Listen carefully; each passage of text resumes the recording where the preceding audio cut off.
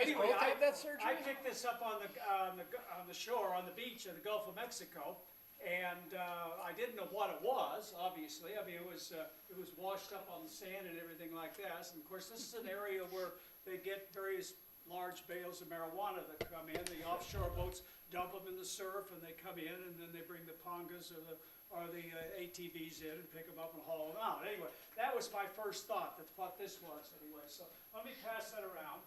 You can take a look at it. Inside of it, I found this. You'll see where, as you look at it, why don't you take that and pass that around, okay? Now, let me, I need to change a picture here while we're talking about it. Anyway, as an aside, are you all familiar with geocaching? Yes. Okay, I have a geocache about 12 miles up the beach from South Padre Island, and it kept disappearing. This was several years ago, and when I'd go up there, I'd find that the sand around it had been raked. It looked like a hazard on a golf course. Well, come to find out, this was a favorite drop spot for the marijuana folks, and the Coast Guard and the DEA people would come up there periodically and rake the sand to see if there were any footprints, you know, going from the surf up into where they buried the stuff in the sand. And of course, they would find my geocache when they would be up there looking, and they'd throw it away. They never told me about this, but anyway, this was what was going on. And so when I found this naturally was my first thought, that that's what it was.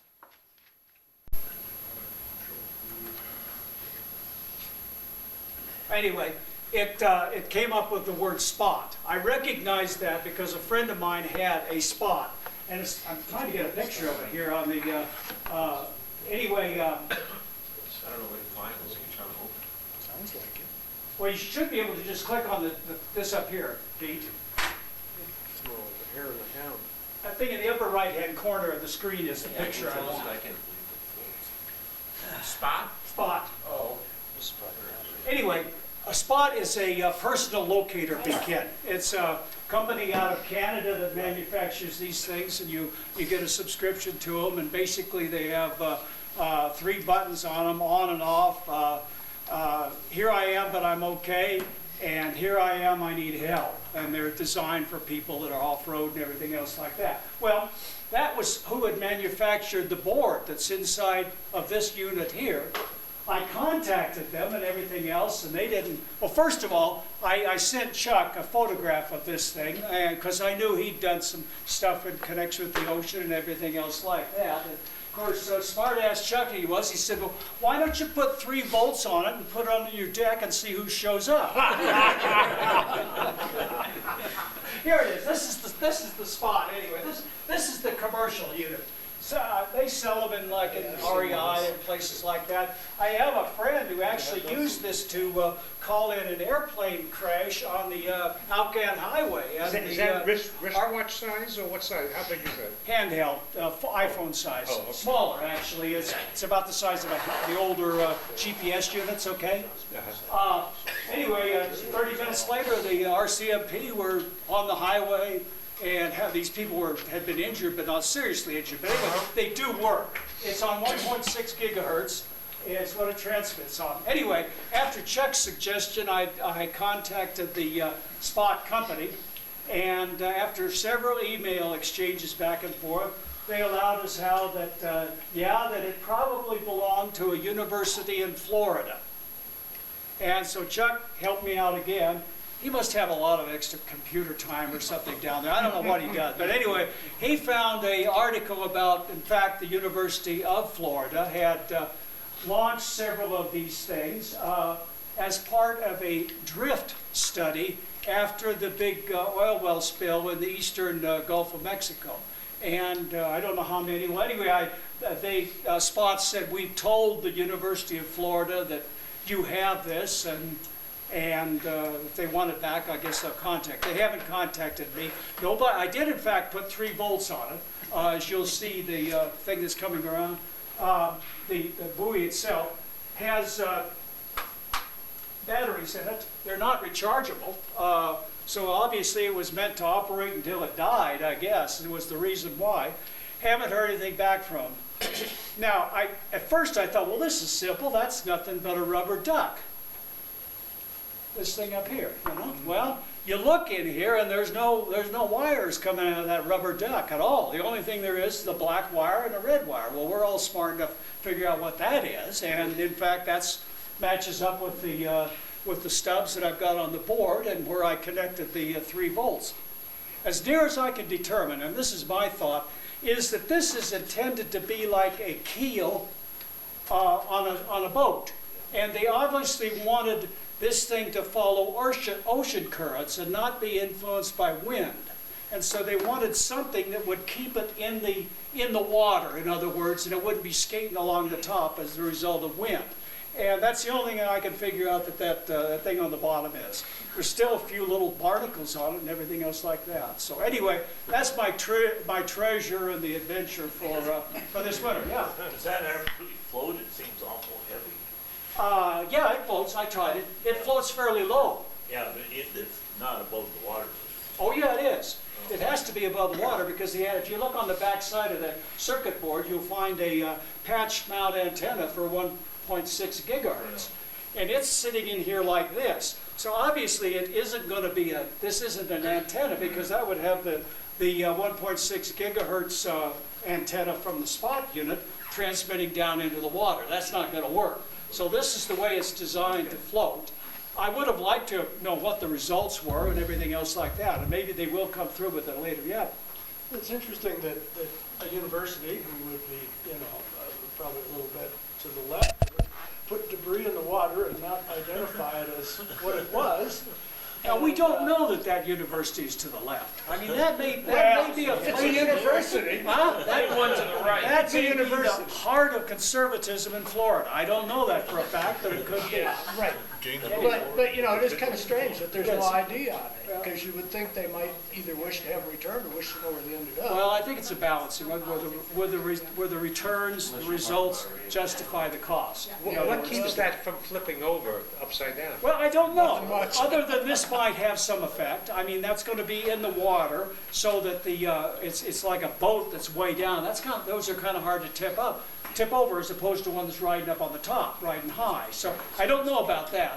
These are questions that I would like to have had answered and talk to the people that designed it, because it's obviously this thing was designed, I think, for just this purpose. The other thing that I used to have, and if you've ever worked 160, they have interference on 160 meters from buoys that they put on drift nets out in the Pacific primarily, and those transmit on 1.9 megahertz, considerably lower than this. But I've seen them, and they're a lot like this, except they have a big, long antenna. Another friend of mine found one not too far from this one, but this was like a 5 or 6 foot piece of PVC that was obviously designed to float upright. It had a nice big sign on it that said, return to such and such, we'll pay you $200. I didn't have anything like that on mine. Mine didn't have anything on it. No identification other than the stuff that was in Were the batteries That's dead? the rest of Were that. the batteries are down, yeah. Sticks up, there's a big flag on it. But it was quite a large, those are 3 quite a large batteries, so I would suspect that they thought that it had, maybe it only transmits once a day. It wouldn't have to be real time stuff, because they're just plotting drift patterns of the water. So what's the opening bid on it? what's that? What's the opening bid on it? Oh, nah, hell, I gotta have those things for Yeah, wall decoration. You leave those in your house, and Yeah. people want theirs. And besides, next year it'd be an entirely different story when I bring it up, because Well, I thought maybe we could, put our transmitter in it and launch it again. Have you kick it back Next in year, the we're house? gonna Story about your first felony arrest. At least if you only some kind of a science to here. or at least the most recent. Yeah. I have a question about the spot. Okay.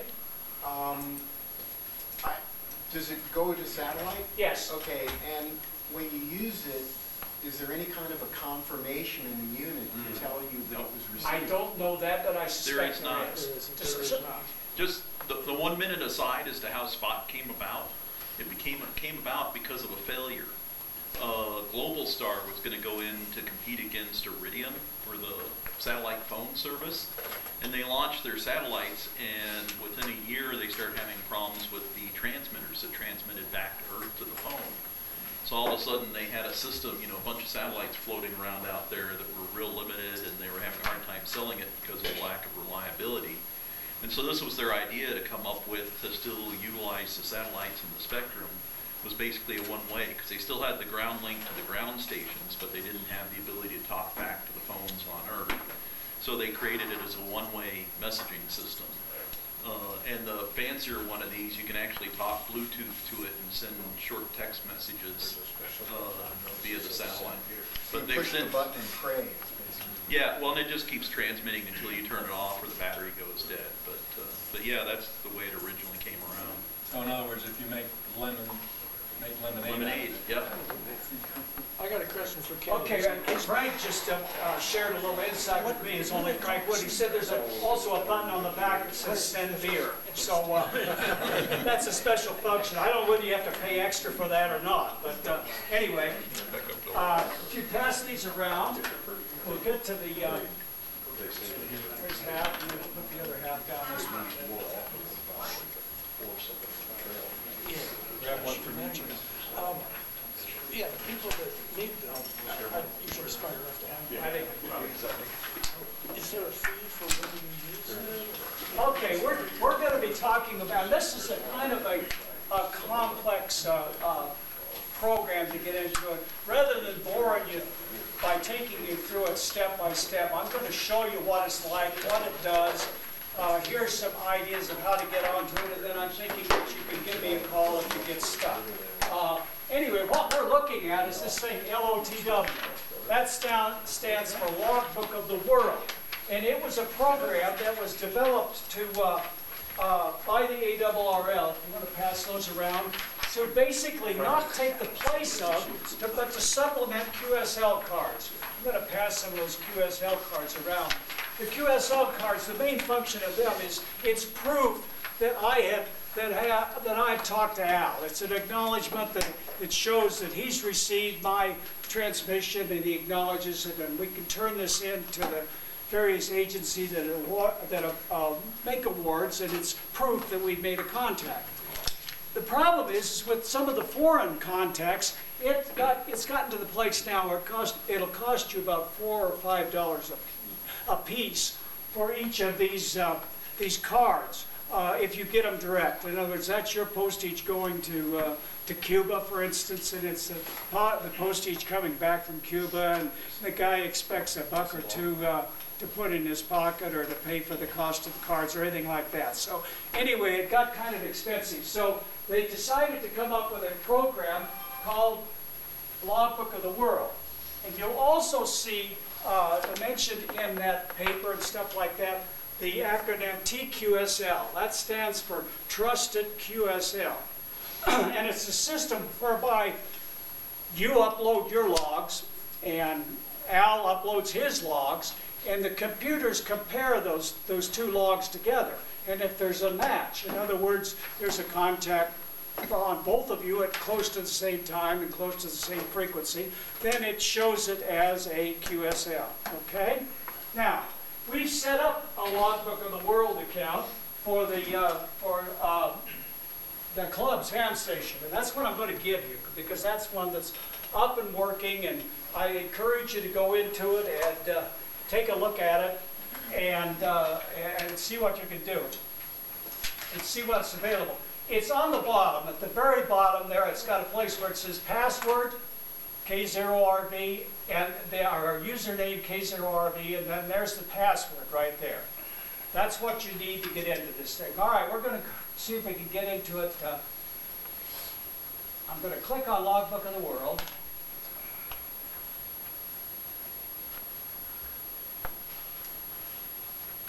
And hopefully we'll get something here. My Xfinity account. There we go.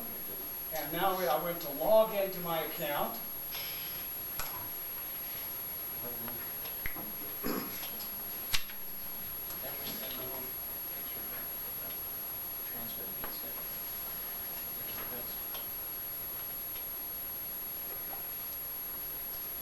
this would be where you would be putting, click this thing here, and then the next screen that comes up, if, you know, it's supposedly coming.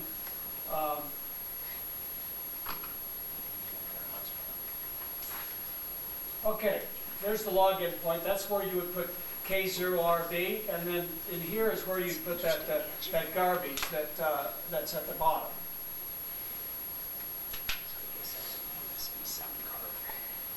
Bill Gates was kind enough to put a feature into my computer where I don't have to remember all that, and it theoretically goes right in. Now, I'm not giving you anything here that you could cause any trouble with or anything else. That password is simply to get you into the system. If you look on this spreadsheet, and you don't need to follow this flow chart, you'll find that there's another key or another password mentioned in there. The function of that password goes into your computer, and that's what you use to sign the logs that you send in to the ARRL. That's your number exclusively. And K0RB, the Ski Country Amateur Radio Club, has such a pass key, and it's here inside my computer. And after a field day, I take the logs from the various computers that we've used during the thing, and I sign them electronically using the computer program. And there we have signed that go in, and then they match those up. Okay, here's the first thing that's interesting. Up here, this 12,000 figure is, or 13,000 I guess it is the total number of contacts that we have put into the system. That represents 3 or 4 years, maybe 4 or 5 years, I don't know, of field day, because that's the only time we use this call sign and then comes up. The smaller number is the number of matches, the number of QSL. That's running about 15% right now. My experience with my personal account and everything else is it runs about between 35 and 40%. Because obviously a lot of the clubs probably don't use computerized logging.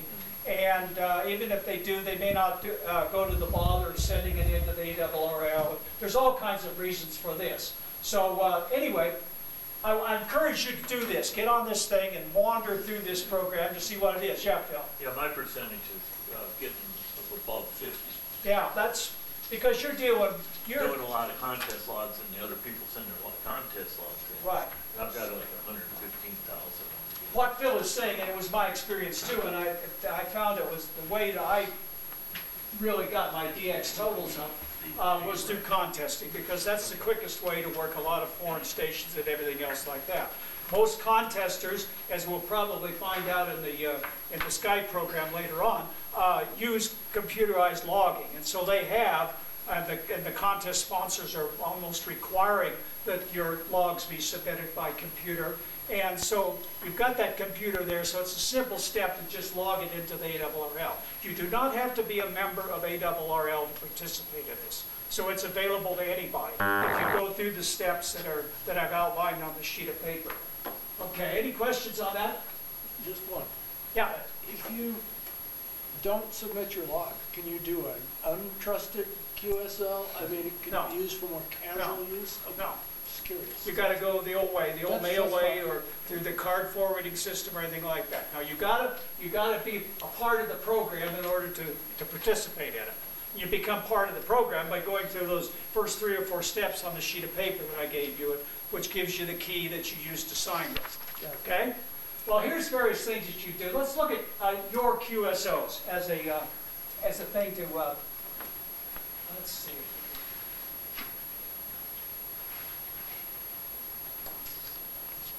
Again, you can't screw this up. You can't do anything to harm the club or the thing or anything else. So get in here and experiment with it, because there's all kinds of data that's available. Okay, here's that next page that we have. We're going to go down to these questions over here on the right. Okay, right in here. And that first question is most recent QSL. In other words, the most recent contact.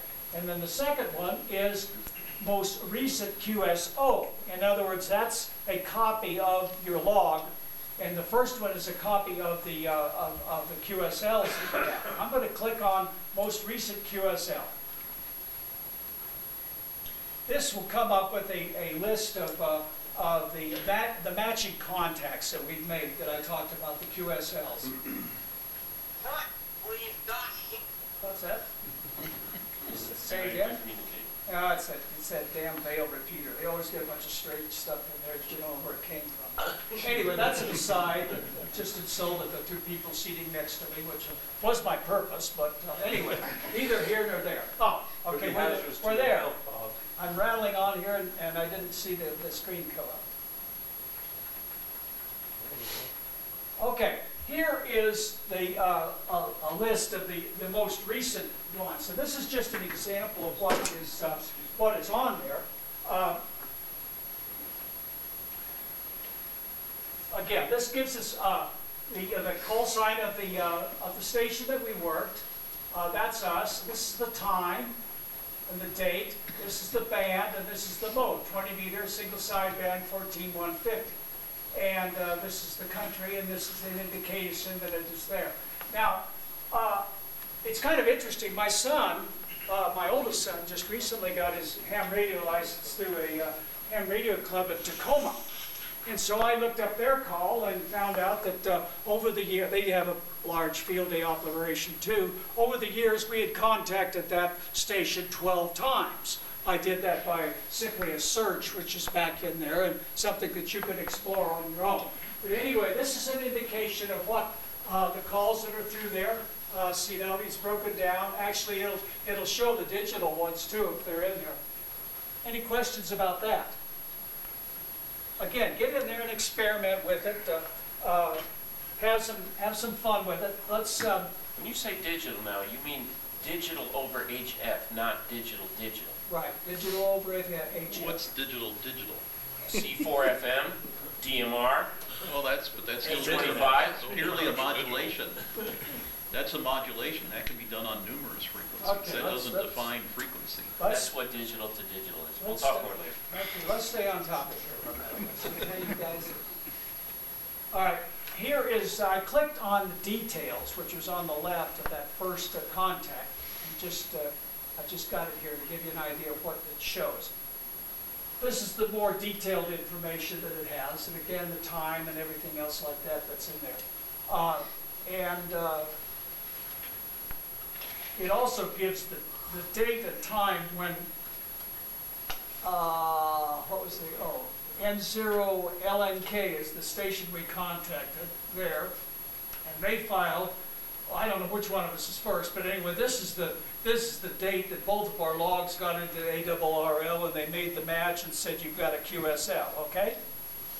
All right, let's go to one more thing before we get to.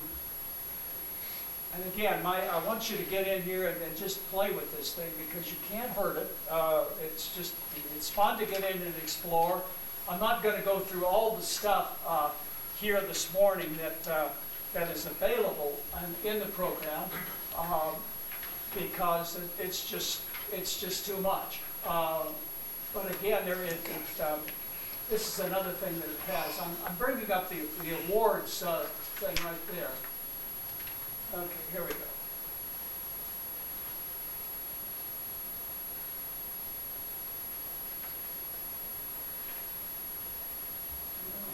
You gotta scroll down. Yes, you gotta scroll down. I think I got to scroll down. What? Just use your down arrow. No, yeah, here we go. Okay. Now we have it. Okay, there you go. That is what. Okay. Good thing I'm here. Yeah, you saved it. Anyway, what do we got here? Okay, this is the DX thing here. We don't work very much DX on the K0RB because most of our state are in the United States. So this is the worked all states one, which is probably the most interesting because it'll have the most QSOs in it.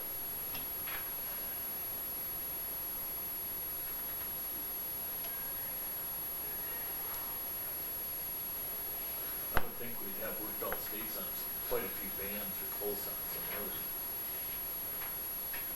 Yeah, I tried to work field day one year when I was on the ice during the winter and gave up after about 15 minutes because folks couldn't understand that I was DX instead of Texas, because I had the The wrong call KC4, I was sign, using the KC4 AAC call sign, and it was Okay, well, hopeless to try and get probably through. the significant things to do down here is, now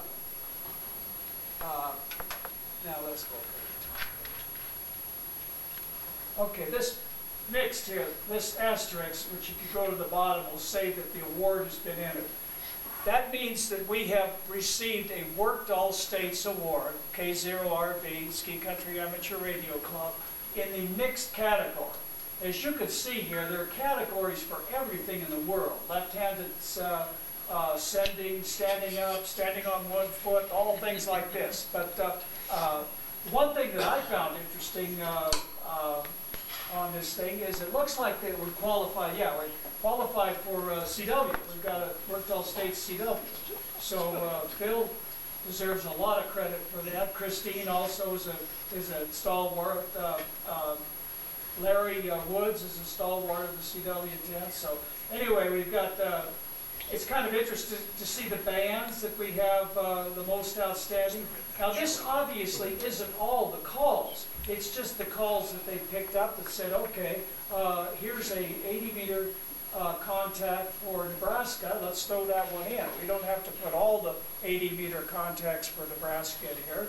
All we need is one, because that's what we're working to. Any questions on that? What's the one state we're lacking on phone? The what? The one state, it says we've got 49 for phone. I don't know. We could probably find that out. As I had to when I was trying to get the award for this club, we were missing Rhode Island, and so I went through and of course we worked Rhode Island. That was no big deal. And I contacted the guy from the station, and he said, "Oh sure, I'll put it on Logbook of the World." And bingo, we had a connection, and bingo, we had the award. Another example of a guy that didn't bother to upload his computerized files for that. So, any questions? Can you scroll down to the bottom? I have a question. Yep.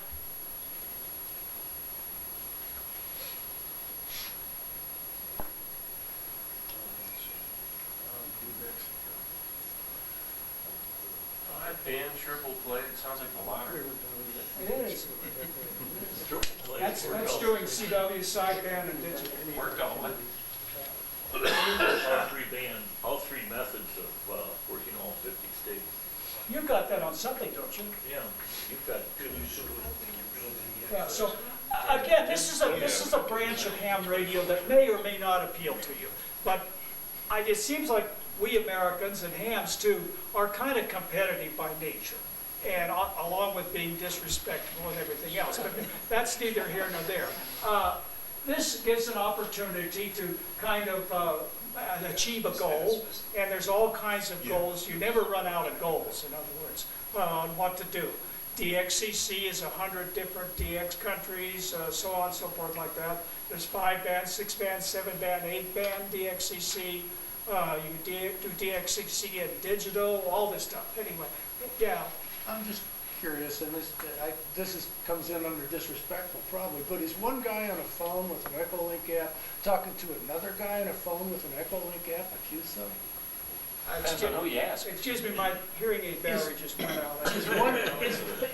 Is it a QSO? To those guys, it might be if they're new hams. To And they haven't bought a radio To yet. ARRL, it probably is not. Okay, just curious. Especially Echolink. Yeah. Because Echolink, somewhere along there is no radio. IRLP, there's a radio all the way through. So that's why I asked about Echolink. But I think they have basically said, no, but there's really no way for them to tell. I mean, If they both report it, if somebody yeah. wants to But submit both ends of it, I don't know, if nobody complains about it, they probably won't. But you'll find by and large that the people kind of play the game by the rules and everything else. Okay, any questions on that? Okay, let's go back to, how we did on time? How much time? We're good. We still have about 25 minutes. Oh, well, I don't have that much voice left. Okay. Okay, let's go back to this your QSOs thing again.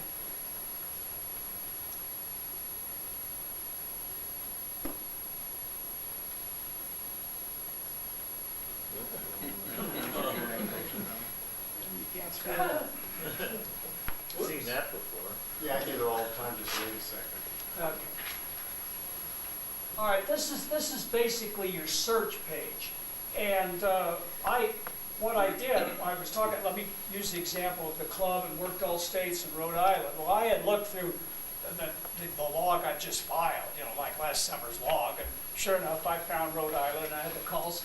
So what I did was I looked, I put it in here, and it wasn't in Logbook of the World, and so I contacted him and eventually put it back in. But you can make a search for any call signs or anything else like that. Now, this thing called wildcard up here, this is very important. Let's suppose you want to find out if you're word Cuba, but you don't know a call sign or anything else like that. The way to do that is simply put in CO, which is the prefix for Cuba, or EA for Spain, or VE for Canada, whatever it is, and an asterisk. And then click down here to the search, and it will come up with all the Cuban stations that you've worked, for instance, to give you an idea. Let me just show you one here to do it. That way we can. Does it pull up the unverified QSO or only the verified QSO? Well, you can, You it have the depends. checkbox there. It depends on what you ask for. If you look at confirmed QSLs, this box right here, Yeah. that's the one that will only show the QSLs. Okay. If you leave it blank, like I'm doing here on this one, it probably is going to come up with every Cuban that I've talked to, which isn't a whole lot. I talked to one Cuban a lot and others a little bit, but let's see if what we get as a result of that. There's a couple of those guys in Cuba, I think they sleep. Okay, here's an example of, They're all the time. okay, I guess this is the only Q. Maybe I did have QSL started. Well, anyway, there's an example of one that I've actually got an acknowledgement on through Logbook of the World. As it says, see, this is the QSL of Cuba. That's the 50th state. Okay? Back But in that's a- 2011? What's that? Back in 2011? Yeah. Wow. Well, I get them, people are now loading logs that are 20 years old. I've got some that are actually that old. Wow, okay. So, yeah, there's no limit to the, it's just how early you put your logs in and how early the other guy put his And logs how in. long does it take to do the match?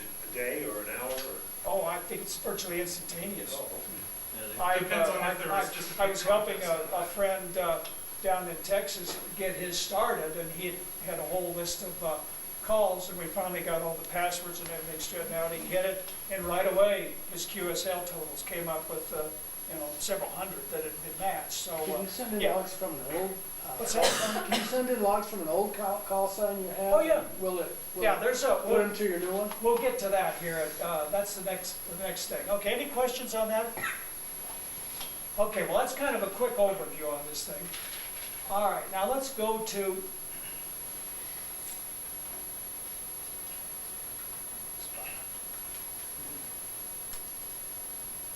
okay, this is my desktop.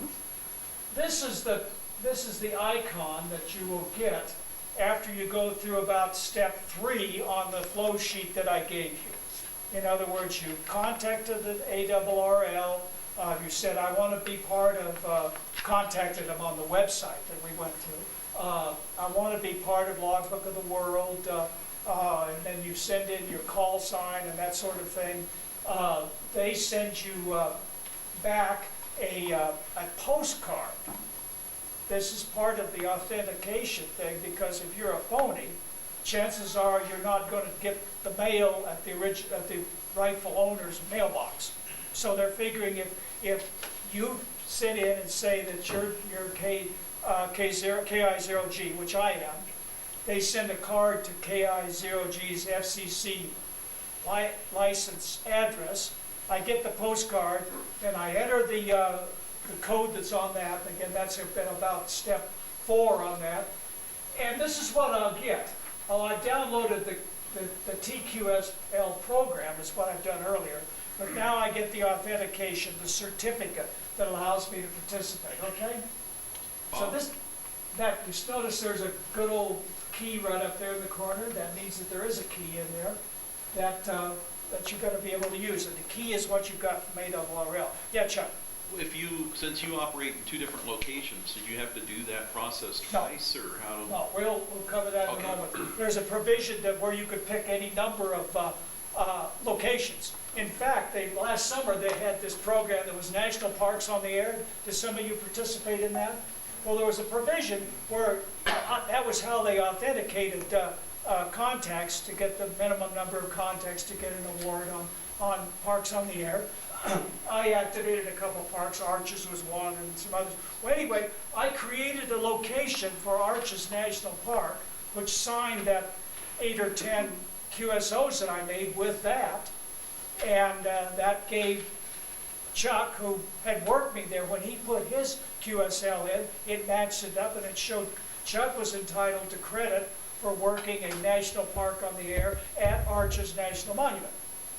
So you might have any number of different locations that you have. Okay, this is what you've got when you've loaded the program and everything else. Between my vision problems here, let me see. All right, well let's just look at that. We were talking about locations, okay? You see that right there? Station location. Let's take a look at what that shows.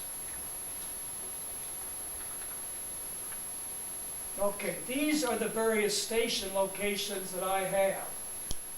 Here's National Park 33. Here's South Padre Island. Here's Home.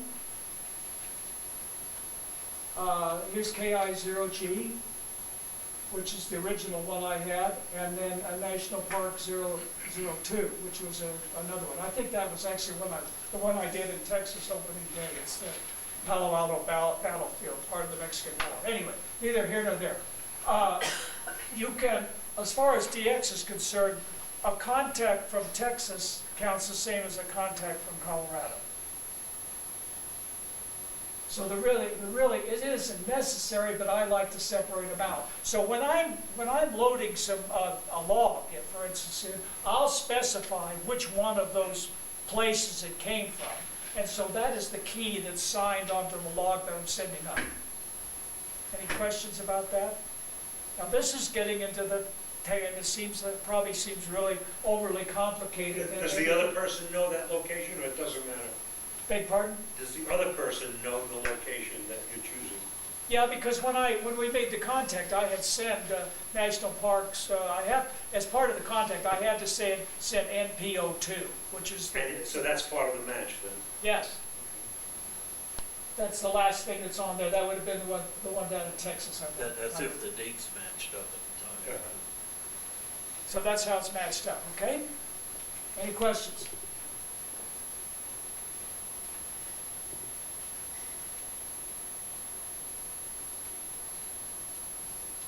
Now, this thing that says request call sign certificate.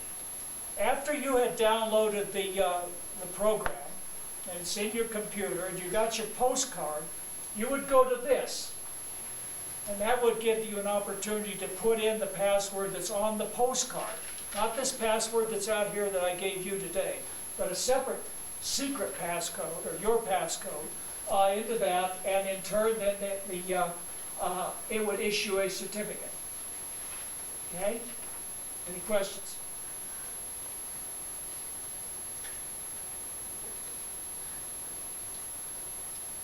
All right.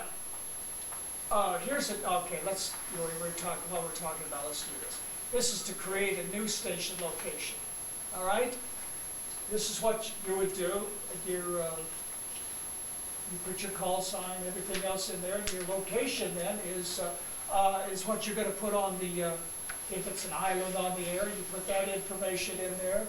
You put all this stuff in, and that would generate a location like I showed you earlier. Like if you were going to go down, you want to operate from Black Canyon. There's really no need to do that, or no reason to do it, unless you're giving, the other person is looking for a contact that proves it's from Grand Canyon National Monument. You're probably not going to have that, okay? What about grid squares for satellites and stuff? There's a place for the grid square right there. And so if you're logging VHF contacts and that sort of thing, that's very important. And so you should have that. I put that on all of mine. They have the DM69 up here, and then EL16 where I am down in Texas, and that sort of thing. So that's, I guess it's optional information, but it's very important. Counties there too. I don't think the County Hunters of America, the organized club, accept Logbook of the World confirmations. They still require their own independent confirmations, but I don't know that for a fact. I'm pretty sure that they do that. Okay?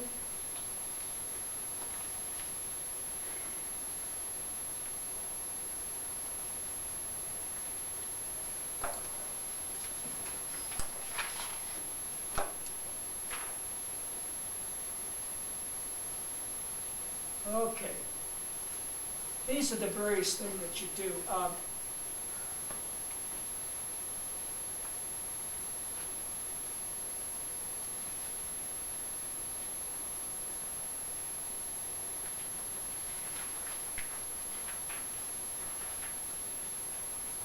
All right, now let's suppose that you say, well, I don't have a log, I keep a paper log, or I don't keep any log at all.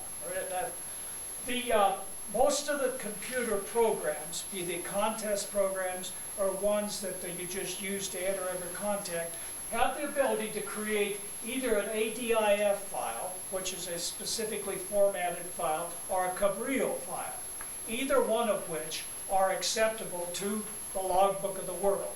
So in your computer logging program, there's a provision in there where you create that log, and then you would have a situation where that's what you would use. Now I don't use computer logging. I use paper logging. So this program has a way that you could create a computer log online. It's cumbersome. It isn't nearly as fast if I used a computer logging program, because I have to manually enter the call sign, the date, time, the mode, and everything else like that. And then when I got that in, I click down there to add. But since I don't log, I don't put every contact into Logbook of the World. I just put the DX contacts in, because that's really all I'm interested in. And so I hardly ever have to enter more than 30 or 40 contacts. I most recently started, thanks to Ken's presentation, using J65 last week, as a matter of fact. I just started a week ago. And I've made 15 or 20 contacts on that thing. That JD65 generates an ADIF file. I uploaded that file, didn't have to use this or anything else, and bing bang, it was into the Logbook of the World just immediately. So it's a lot easier. But for your way of doing it, and maybe you just want to get started on this thing, this is a way to create another ADIF file. How many of those matched up? that you built? I haven't looked, to be honest with you. There is a computer program by a German guy that you can do it faster than what you're doing. And What? particularly if a lot of the QSOs are in the same date or the same thing. Oh, yeah. It's called fast log entry, and I've got these call signs at home. You save a lot of entry time, yeah. Yeah, it's good if you have a lot of the same information. Right. If you're duplicating it from, yeah, that's one of the criticisms I have. Well, this will take the frequency and the mode, so that each time all you have to put in is the call, the date, and the time.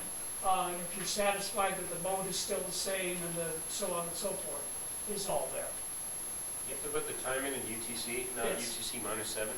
No, UTC. The world runs on UTC. I know that comes as a shock to you, but it doesn't. Anyway, any questions? Okay, I think that's about it that I have.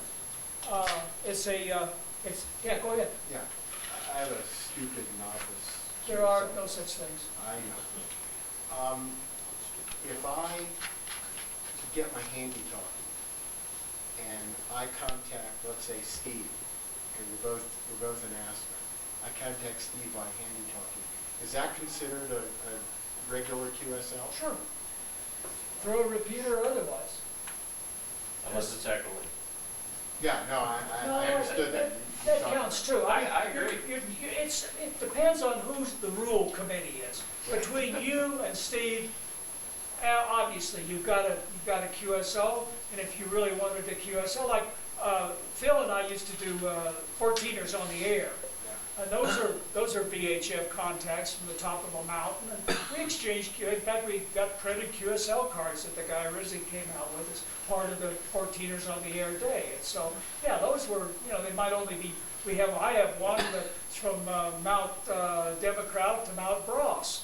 Straight line. It was probably a mile, 2 miles maybe. So during a net meeting, I officially have a QSL with everybody that's on the.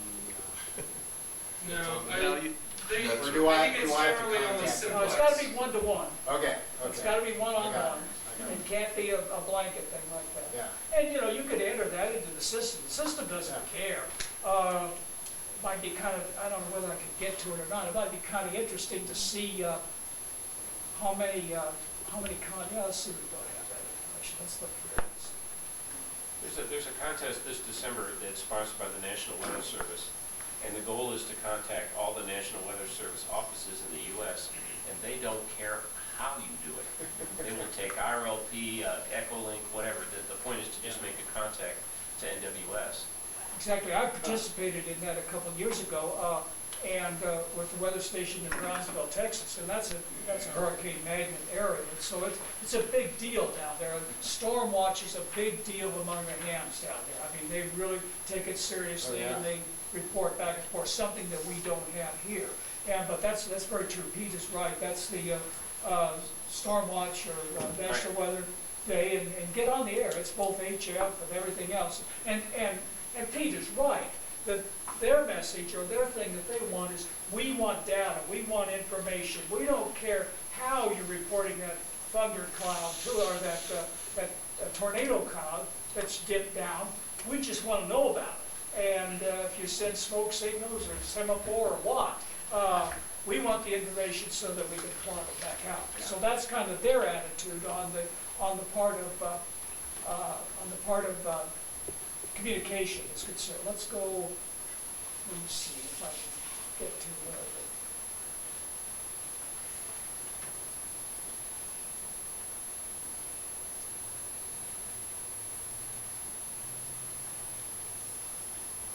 now that's what we're saying.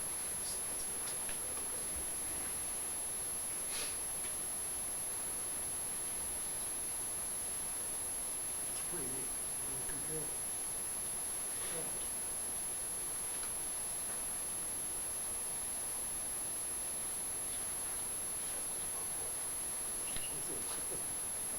It seems like people with digital QSOs, RTT line stuff are better at reporting the QSOs than people otherwise.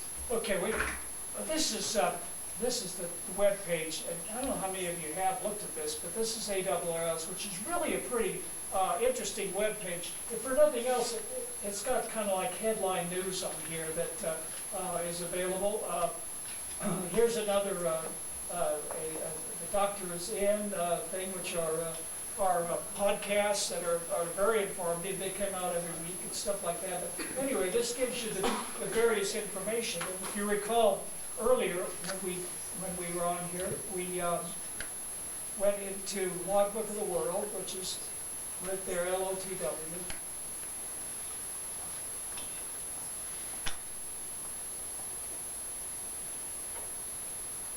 Let's see if this gives us the statistics.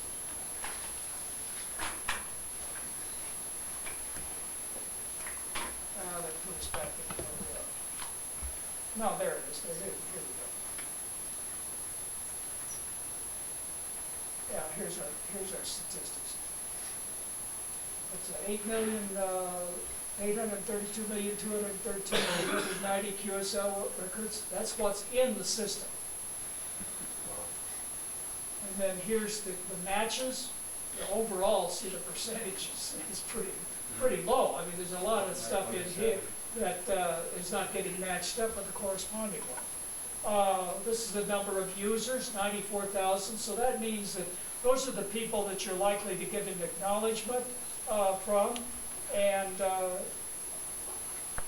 anyway, this is the statistics. It's been going on for about, I'm gonna say 15 years, but I'm not sure. At least 10. And it's one of the best free programs that's out there as far as we can all use and enjoy. So I want to encourage you to take this stuff on the bottom of the paper, get on your computer, get into the ARRL, get into the Logbook of the World, and go look at K0RV and just explore. Maybe you've got a friend who somewhere away, and you want to know, well, did we ever contact them on field day? You go into that search thing, put their call sign in, ask it to search, and it'll find whether or not we ever talked to them. No acknowledgement, because you go under where you want all the QSLs, all the contacts, and they'll say whether the contact, when it was, and that sort of thing. Okay? Yeah. Why do you think the matches are so low? Why what? For those in the logs? Matches are so low. Some people don't care. You know, they don't. So it's not ARRL, it's just people aren't sending their logs. Correct. Right. Okay. More people participated. I do a lot of PSK 31s, and there's a bunch of those folks that don't use Logbook of the World. There's an example. Easy answer. Some people, it is a little complicated. This flow chart, there's about 6 or 7 steps, and it's like, and if you're not really comfortable with the computer, there's an opportunity to say, oh, well, hell with it, I don't need that. And also those certificates have to be renewed periodically. They expire, I don't know how long, but they're years, but. They expire too often. It's what? That's another bump in the road. Yeah, it's it isn't the simplest thing, but the reason it is that is to assure the integrity. In other words, when they say there's a match, there's been a match. Nobody has come in there and filed, I haven't gone in and filed 1,000 phony contacts from KI0G and then turned around and forged corresponding contacts from various DX stations and thrown them in. I just can't do it. I suppose nothing is impossible, but as a practical matter, I am not going to do it. It doesn't happen.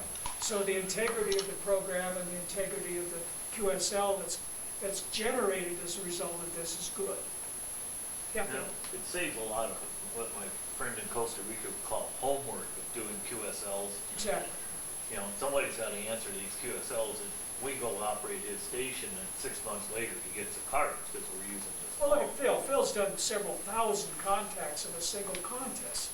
Imagine filling out several thousand cards and sending them in. Oh, he doesn't do it. And you can't blame him for that.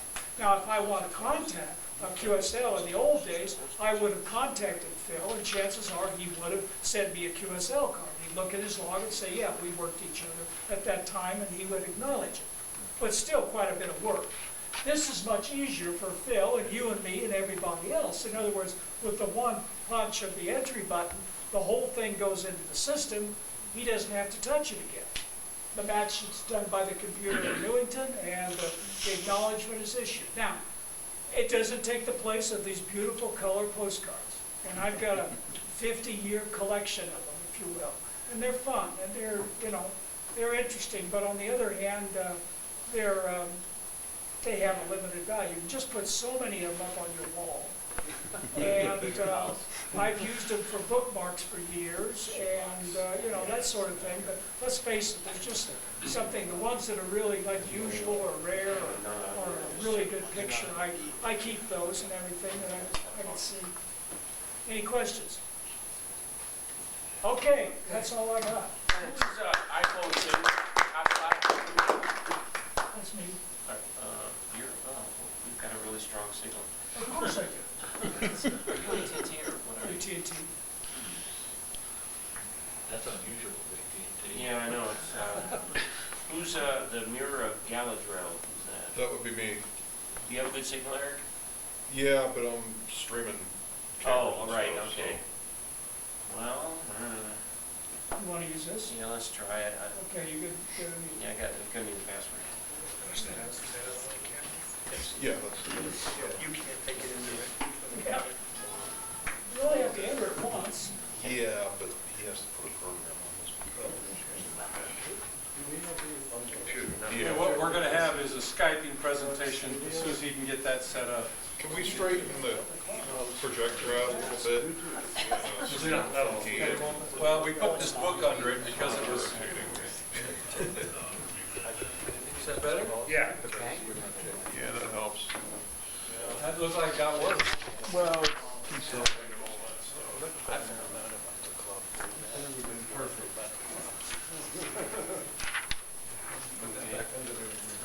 It's not that, it's you got it off axis.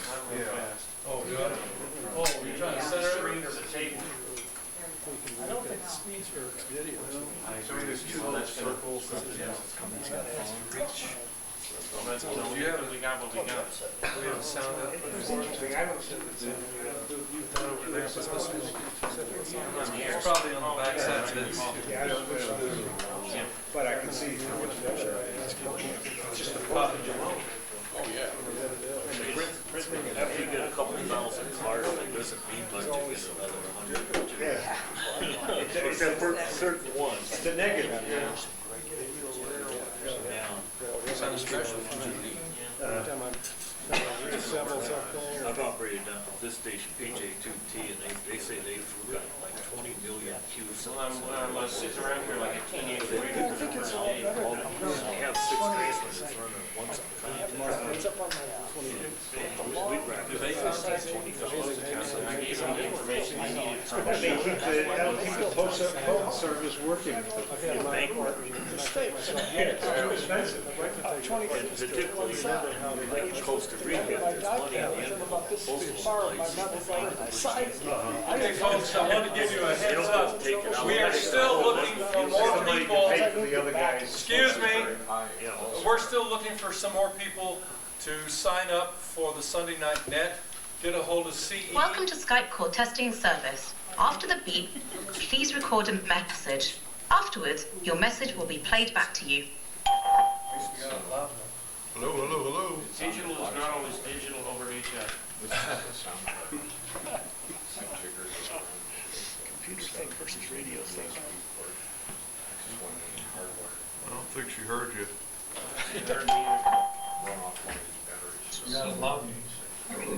Digital is not always digital over HF. Digitally spoken, of course. Yes.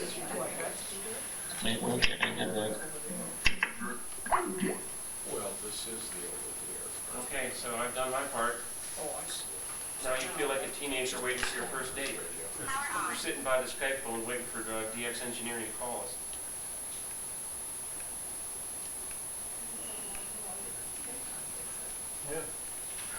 Yeah, very fascinating area. The girl from Ipanema. So what were you saying about net control? Net Control, CE is still looking for people to fill slots. And we would sure like to get some more people than just, we got a handful, maybe 6 that have volunteered. We're going to lose one at the end of May. Well, we may have already lost him. Yeah. Ken White is moving back to Michigan, so he's probably not going to be doing any more of that. In fact, I think he took all of his ham equipment out of his house.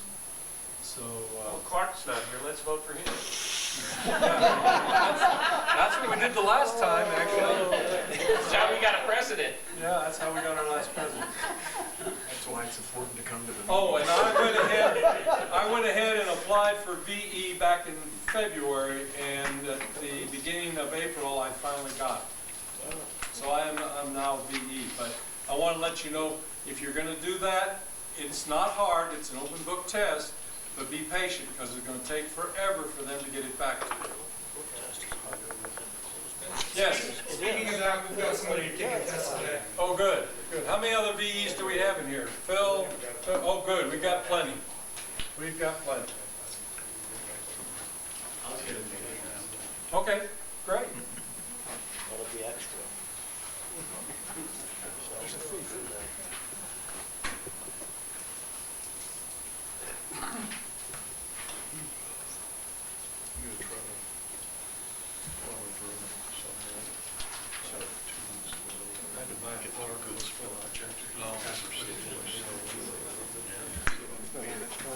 The first time, I told them, please see. flying around.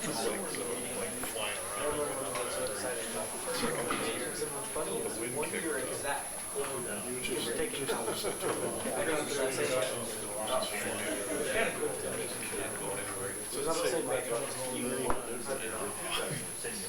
So it's still calm, which is dead.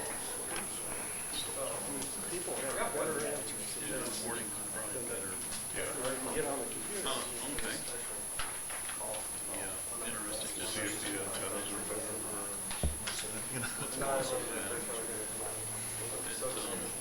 Now, whatever I gave to get communications back to the K0RV Club while I'm out RVing. And in the past, people were doing this using IRLP, but that has a couple of impediments in it that it needs port forwarding on your wireless connection. So previously I circulated one of these Raspberry Pis. This is a Raspberry Pi computer with a sound card in it, Raspberry Pi 3. Which connects to a node radio, which I've adopted a Baofeng 888, $13, guys. So if you screw it up on your project, you can afford to throw it away and start over again. And so anyhow, I wired that up, sacrificed a USB cable, which turns out they're very nice and flexible and covered with rubber and shielded and all those good things. And so that interfaces into the DB9 on the computer. It's running right now, connected to my wireless hotspot, and it'll run about 3 days off one of these little phone charger batteries. So I've got some software issues that Pete's been helping me out on that we haven't quite figured out. It's saying hi, talking over the internet, and so forth, but we've got some setting moved up. Otherwise, I'd give you a demonstration today. But anyhow, you're welcome to take a look at that. How much data are you utilizing off your data plan? Well, that's my next test, is to just set it up and let it run for a while and see how bad it nicks my data plan, because it doesn't seem to use much at all, about 55K for a voice stream. So the question is how much all you guys talk on the repeater. Yeah, I was going to say, are you going to wait till Fred gets back to town? Yeah. Well, Kevin, would you comment on that? Because you run the node for the club. Have you ever noticed any speed detriments on your internet connections when these guys are yakking away during the day? No, but it's a terrestrial system, so That's neat. probably not. Yeah. Pass it around too.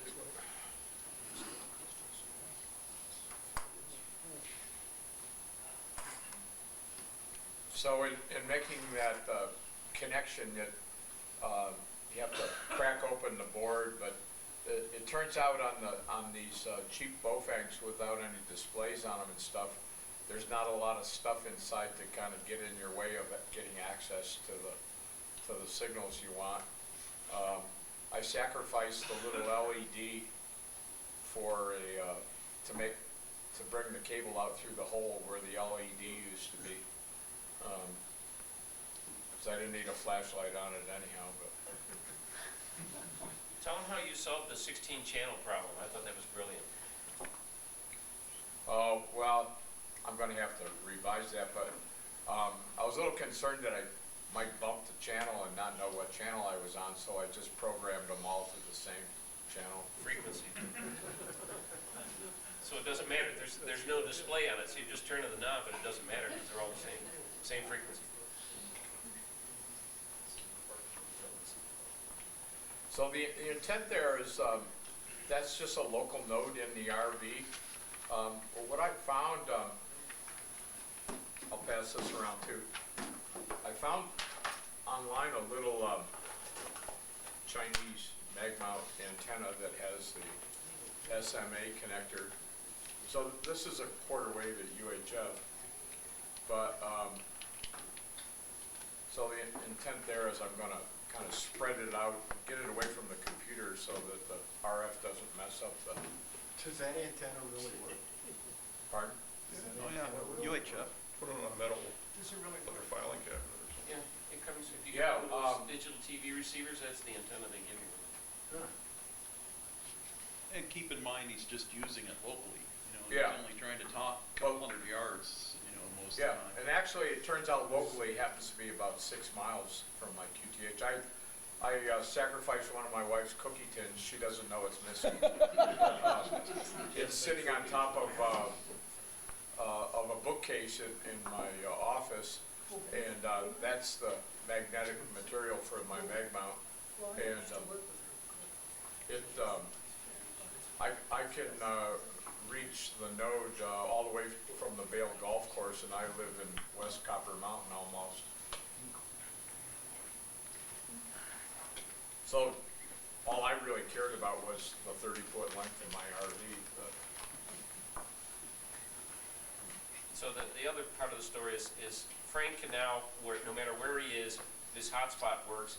He can get into the Ski Country Image Radio repeater backbone from anywhere. That he's got cellular coverage. Yes. Yeah, that's the big if. Yeah.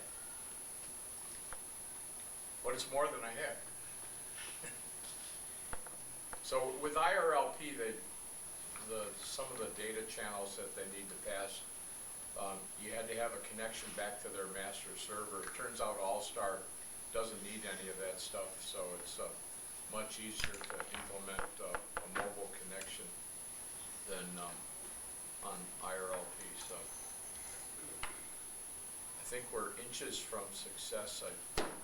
I was chatting with Pete last night, and we couldn't figure out why It didn't register, yeah. it wasn't registering. Probably the Russians. Let me stress on this Logbook of the World thing, I put my name and telephone number on there. Don't hesitate to call me on that stuff, because that's, as I said, it isn't hard, it's just confusing.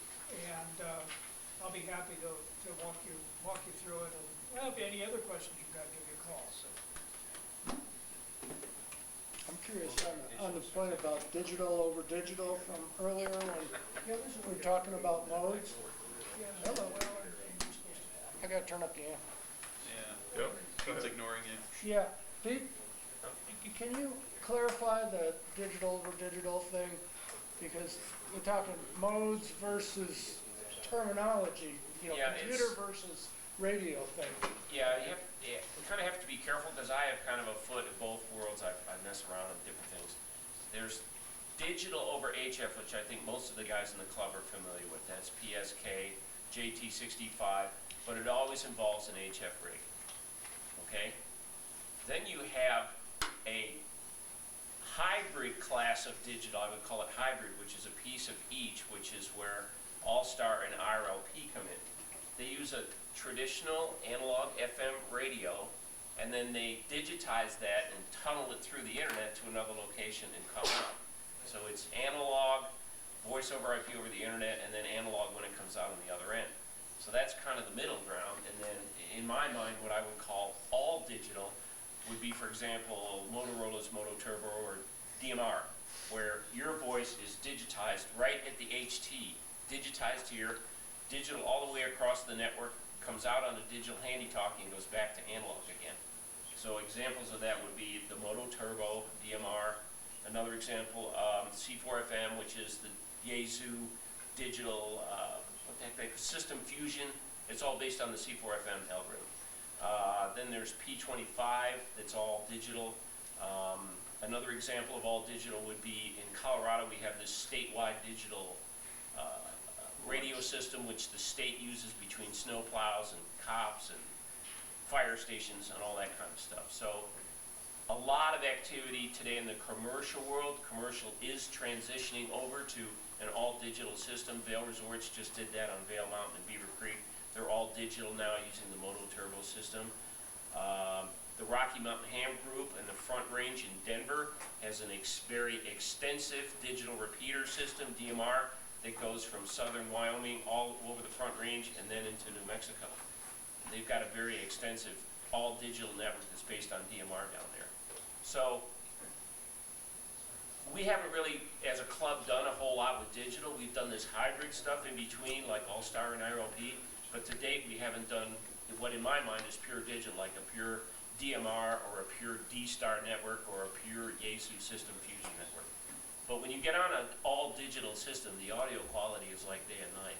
I mean, it's perfect audio all the time. It sounds like a cell phone.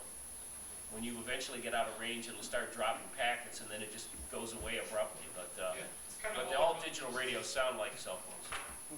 The audio is that good. Chuck, what was your point? Well, it just, all digital is sort of a misnomer because we're still analog devices ourselves, but yeah, just putting it in that context makes more sense. But HF, there's digital over HF, which is the same thing as DMR. It's just, there's still a radio involved, but it's no different than the radio that you use in any of the other systems.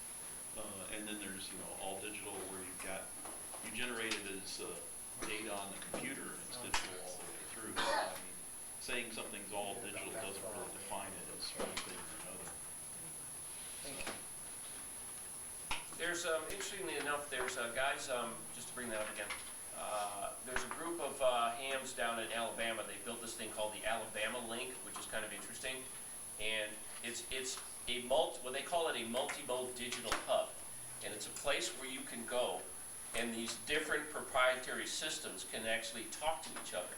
So if you all hook into the hub, a Yaesu guy that's doing proprietary Yaesu can talk to a guy that's doing ICOM D-Star, digital to digital, because of some interesting work that the engineers have done down there. And they've got an Allstar connection into it, obviously C4FM, DMR's in there too. So it's kind of interesting to see how different guys in different parts of the world can talk to each other on different systems.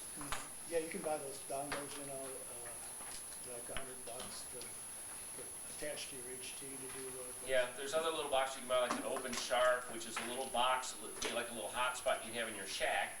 And one end of it you plug in the internet, and then on the other end you'd have a digital radio, whether it's a Yaesu or a DMR or something like that. And you can talk all over the world, if you care.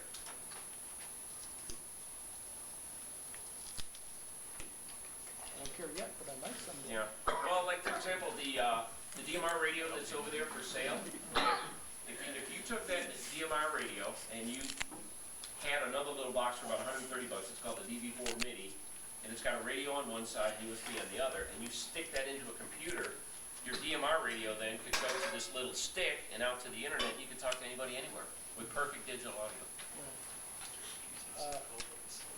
We're working on the 3.9 machine, and what we're building is a digital analog kind of hybrid repeater. They'll have, you talk in analog, comes out analog, you talk in digital, comes out digital.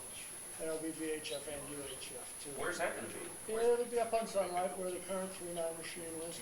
So right now the snow's melted too much to take it up on the snowmobile, so we're sort of in a Great, so what modes are you going to support? Pretty well pressed out. DMR or what do you support?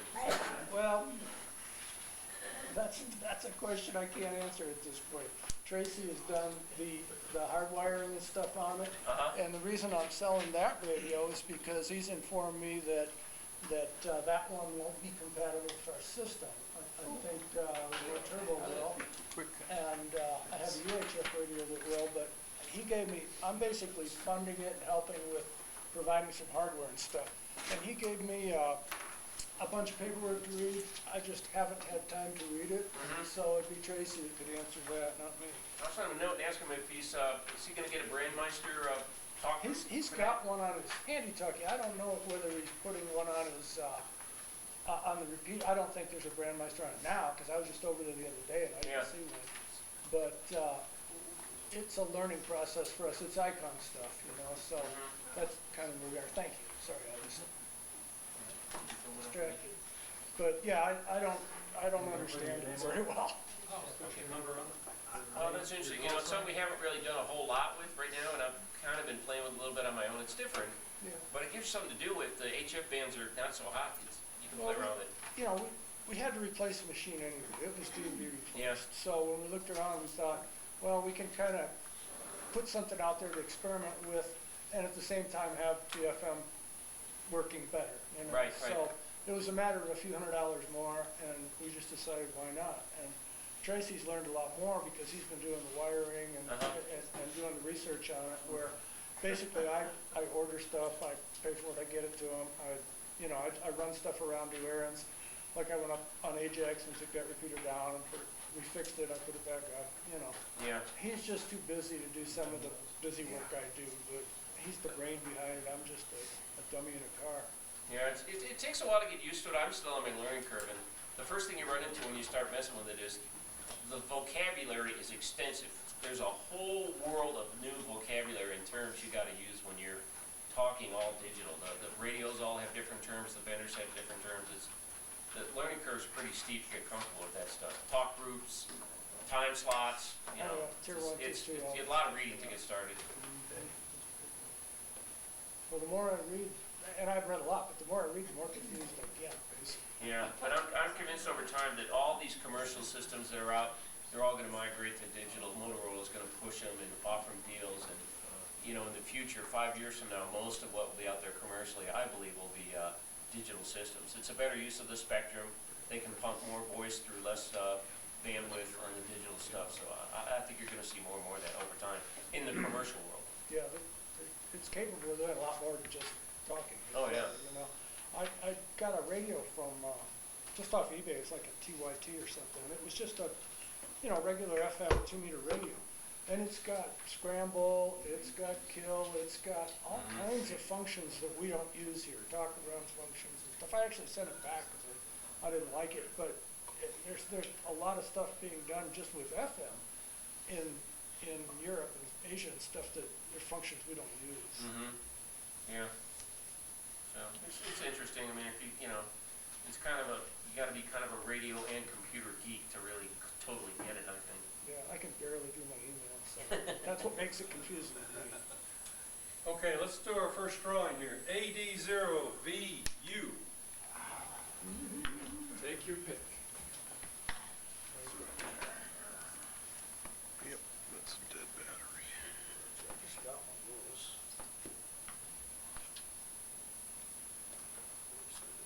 Oh gosh, I'll take the antenna. Yeah, let's improve it. It's just what you needed. That's just what I needed. Everybody needs one of those. Moving too fast. What's your drug Ken's name? KIOG. Didn't you author one of those books there? Oh, it was in stone tablet. Oh. Oh, this is the story of my life. Oh, okay. What is Small antennas and small antennas. Oh, yeah. Amateur radio at 0 watts. Zero close. N0HFO. N0H. That's right. AFO. Oh. I'm sorry. Throw it back in. Throw back. Got all the books he wants. I'll just throw it out. How's that?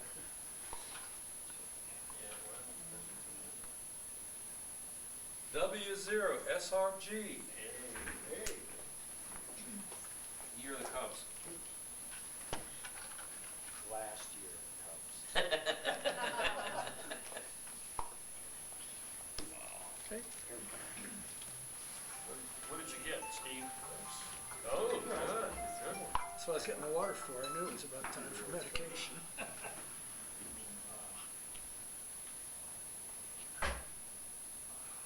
KE0FMJ.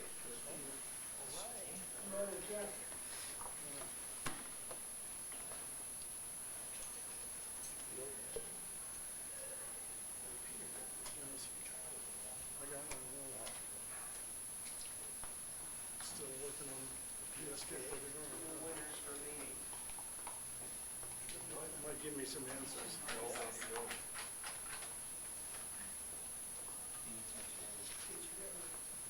AD0LI.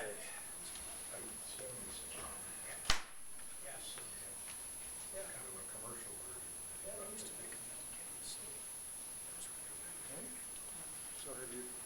testing yet? That's an antenna. It looks like something from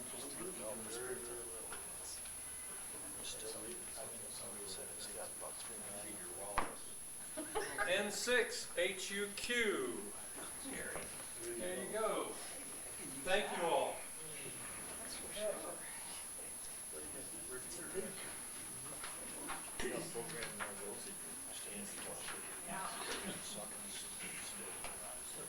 Anybody's interested in a signaling? Got one here, mint condition, set up for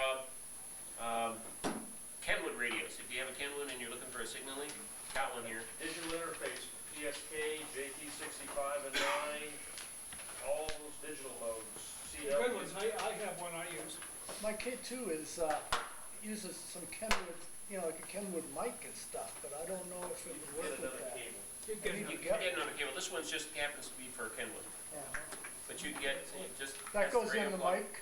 It goes in the mic port, or? No, this is a round connector here that goes in the back of the Kenwood radio.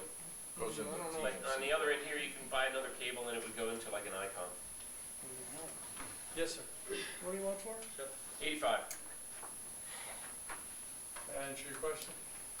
Yeah, it did, thank you. For those of you that haven't heard this, these are available at Microplastics here in Glenwood and in Rifle.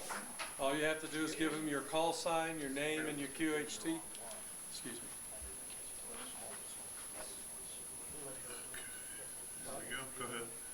Anyway, for the one I'm wearing has a magnetic clip, and it will, it costs about $10. You can get one for about $9 if you want the pin that clips on it. But you have to order it, and I think it takes them about a week to get it prepared. But it's already set up at those two places.